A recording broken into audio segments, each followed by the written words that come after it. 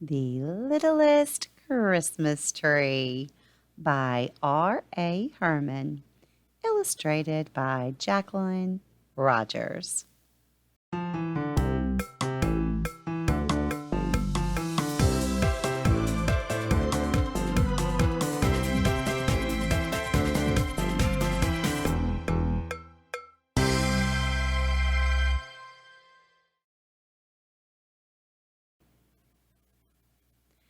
It was December 20th, only 5 days until Christmas, and the littlest tree was at the Christmas tree stand on the main street of town. There were all different kinds of evergreen trees at the stand: spruce, firs, and pines. The trees were all different sizes and shapes: tall, thin, fat, and short. But the littlest tree was certainly the smallest.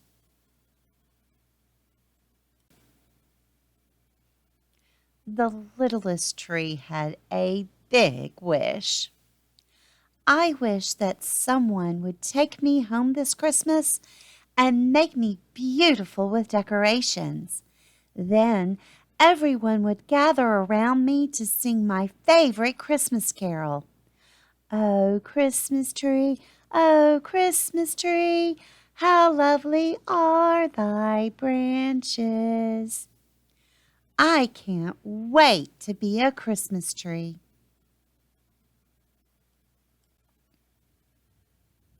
On that beautiful winter day, the sky was bright blue and there wasn't a cloud to be seen. Gabriel and Simone came to the Christmas tree stand with their mom and dad.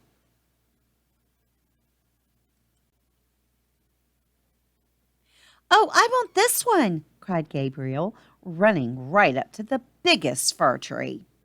Simone said, "Twee!"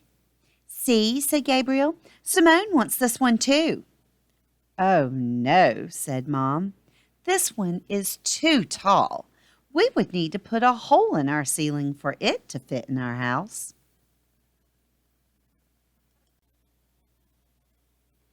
When the littlest tree heard this, it thought, maybe they will want me to be their Christmas tree. If the fir tree is too big, I would easily fit into their house. But the family looked at all the other trees without even glancing at the littlest tree. They studied and measured each one until they found the perfect tree. Early the next morning, when there was still some frost on the trees, an old man and woman walked by the stand. The littlest tree stood up as tall as it could, shook out its needles, and tried to look its very best. As they looked at the littlest tree, the old man said, "This one is small enough for us to carry home ourselves."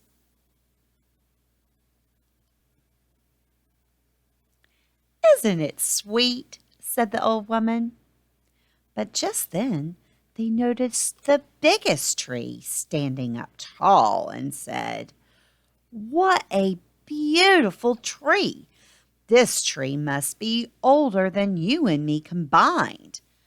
And they asked the man at the stand to carry it to their house. The next day was freezing cold, and all the tree's branches were blowing in the wind. Twin brothers came to the stand with their grandma and grandpa. "Let's pick a tree quickly. It's freezing," said Grandpa. "Then we can go have hot chocolate and warm up." They chose a tall, skinny tree and ran shivering to their car with it and drove away.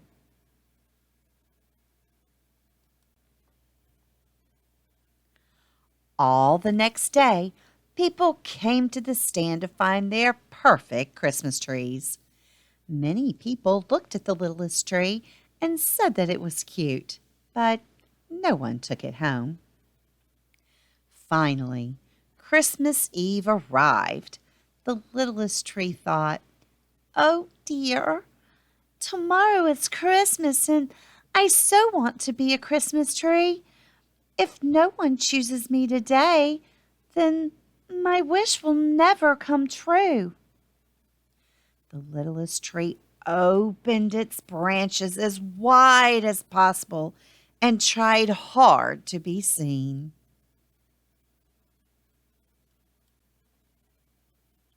Very few people came to the stand that day.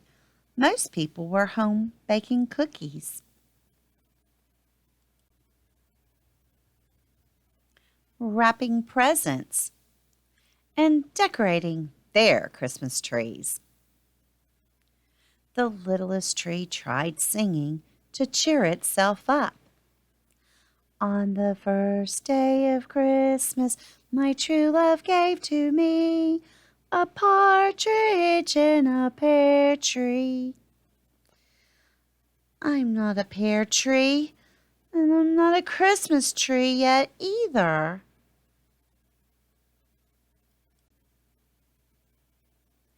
There were hardly any trees left, and the sky was getting dark quickly. Soon the street lights came on. A few snowflakes began to fall and started to stick to the littlest tree's branches. The littlest tree felt quite beautiful with the snowflakes decorating it. A little icicle formed from one of its branches as the littlest tree began to cry. It felt lonely.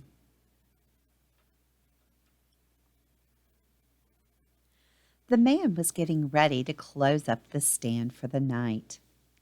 He wanted to get home to celebrate Christmas Eve with his family. He still had a lot of presents to wrap.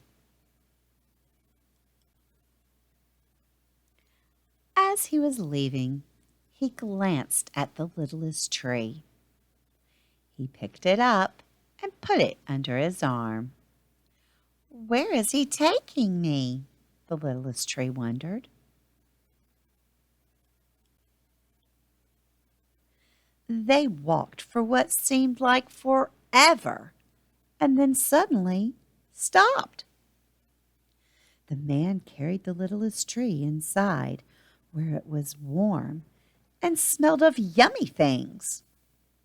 The littlest tree looked around and thought, "Oh, this must be a home."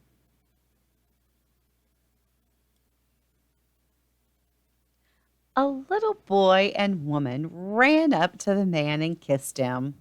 "Merry Christmas," they cried, and the man handed the littlest tree to the boy. "I thought this was the perfect tree for you, Nathan.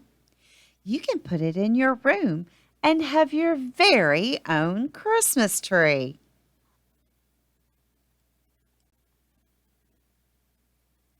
Nathan took the littlest tree into his bedroom and found the perfect place for it to stand. The littlest tree stood up as tall as it could. Nathan's mom and dad cooked popcorn and helped Nathan string the popcorn with cranberries to make garlands.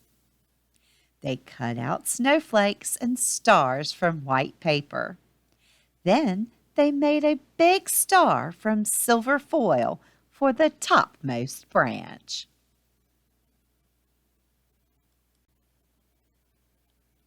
They strung tiny twinkling lights on the littlest tree, and Nathan decorated it with everything they had made.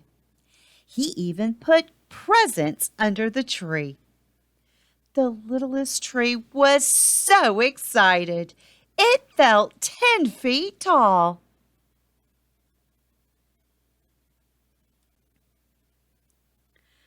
Oh, what a perfect Christmas tree, said Nathan. They all gathered around the littlest Christmas tree and sang, "Oh, Christmas tree, how lovely are thy branches."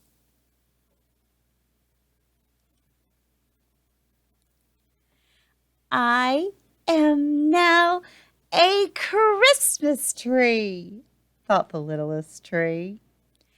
And it was the loveliest and happiest Christmas tree in the whole world that Christmas, when all its wishes came true.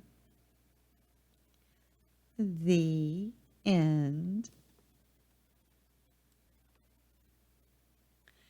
I hope you've enjoyed this story, The Littlest Christmas Tree. I loved the littlest tree. I thought he was so cute. A lot of people thought he was cute, but it just wasn't the tree for them. It was the perfect tree for Nathan, though. And the littlest tree got his wish, and now he is a beautiful Christmas tree.